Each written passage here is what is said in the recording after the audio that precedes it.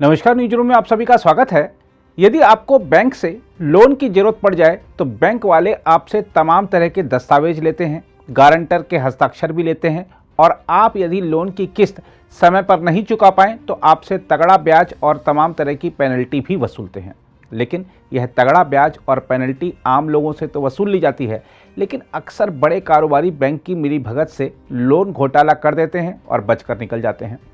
लेकिन मोदी सरकार आने के बाद से ऐसे लोगों पर नकेल कसी जाने लगी है। यस बैंक के राणा कपूर के घोटाले पकड़े गए, पीएनबी घोटाला मामले के आरोपी नीरव मोदी और भगोड़े आर्थिक अपराधी विजय माल्या की संपत्ति जब्त कर रकम वसूली गई और अब चंदा कोचर और उनके पति दीपक कोचर भी न्याय के कटघरे में पहुंचा दिए गए हैं। जी हाँ, हम आपको बता दें कि सीबीआई ने आईसीआईसी बैंक की पूर्व मुख्य कार्यकारी अधिकारी और पूर्व प्रबंध निदेशक चंदा कोचर और उनके पति दीपक कोचर को गिरफ्तार कर लिया है। कोचर दंपति को साल 2012 में वीडियोकॉन समूह को बैंक द्वारा स्वीकृत ऋण में कथित धोखाधड़ी और अनियमितताओं के सिलसिले में शुक्रवार को गिरफ्तार किया गया। इस संबंध में अधिकारियों ने कहा है कि चंदा कोचर और उनके पति को एजेंसी के मुख्यालय बुलाया गया था और संक्षिप्त पूछताछ के बाद गिरफ्तार कर लिया गया। सीबीआई ने आरोप लगाया है कि कोचर दंपति जवाब देने में टालमटोल कर रहे थे और जांच में सहयोग नहीं कर रहे थे। बताया जा रहा है कि दोनों को चिकित्सकीय जांच के बाद एजेंसी के 11 मंजिला मुख्यालय के भूतल पर अलग अलग हवालात में रखा गया। दोनों को आज सीबीआई की विशेष अदालत में पेश किया जाएगा।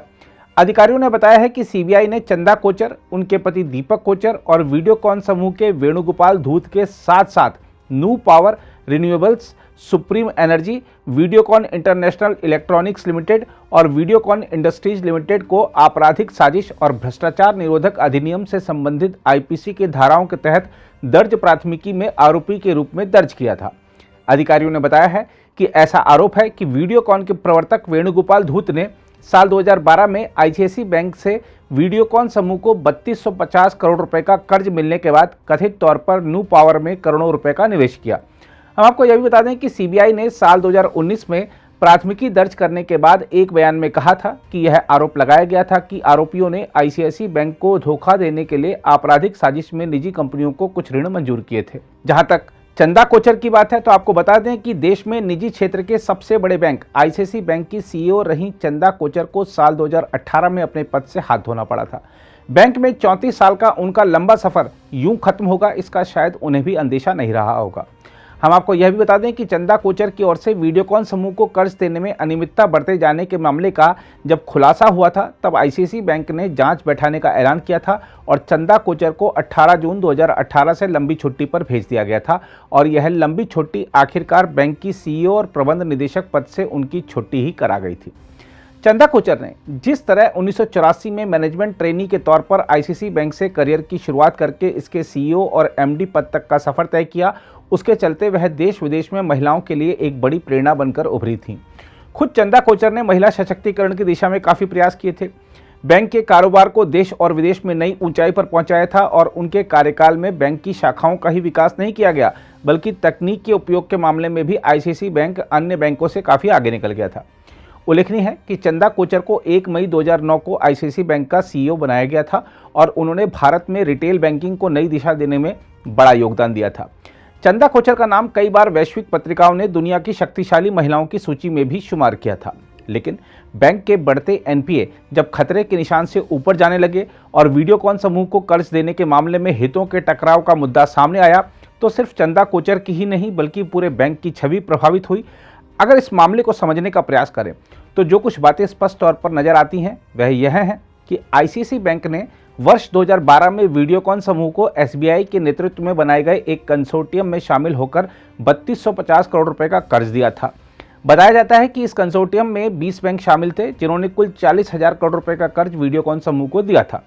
साल 2016 में एक आरोप लगाया गया कि आईसीआईसी बैंक की सीईओ चंदा कोचर के पति दीपक कोचर के वीडियोकॉन ग्रुप के चेयरमैन के साथ व्यापारिक रिश्ते हैं, इसलिए वीडियोकॉन समूह को दिए गए 3250 करोड़ रुपए के लोन में हितों के टकराव का मामला हो सकता है। दरअसल आईसीआईसी बैंक से मिले कर्ज के बाद वीडियोकॉन के चेयरमैन वेणुगोपाल धूत ने 64 करोड़ रुपए का निवेश चंदा कोचर के पति दीपक कोचर की कंपनी न्यू पावर रिन्यूएबल में किया था। 31 मार्च को एक समाचार पत्र की रिपोर्ट में दावा किया गया कि वीडियोकॉन समूह को जो कर्ज मिला था उसके एनपीए होने में चंदा कोचर शामिल हैं। बैंक के एक निदेशक अरविंद गुप्ता के एक ब्लॉग पोस्ट का हवाला देते हुए कोचर परिवार पर कुछ आरोप लगाए गए थे। अप्रैल 2018 में सीबीआई ने इस मामले को अपने हाथ में लिया और चंदा कोचर के पति दीपक कोचर तथा वीडियोकॉन ग्रुप समेत कुछ अज्ञात लोगों के बीच हुए लेन देन की शुरुआती जांच शुरू कर दी और साथ ही आयकर विभाग ने भी दीपक कोचर को नोटिस जारी करके कई प्रकार की जानकारियां मांगी।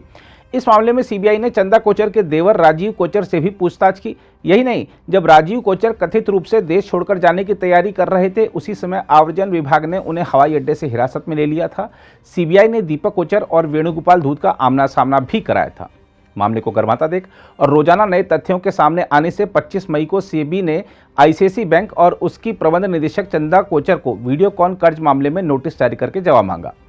मई 2018 में आईसीआईसीआई बैंक ने वीडियोकॉन समूह को कर्ज देने के मामले में चंदा कोचर की भूमिका की जांच कराने का ऐलान किया और उन्हें लंबी छुट्टी पर भेज दिया गया।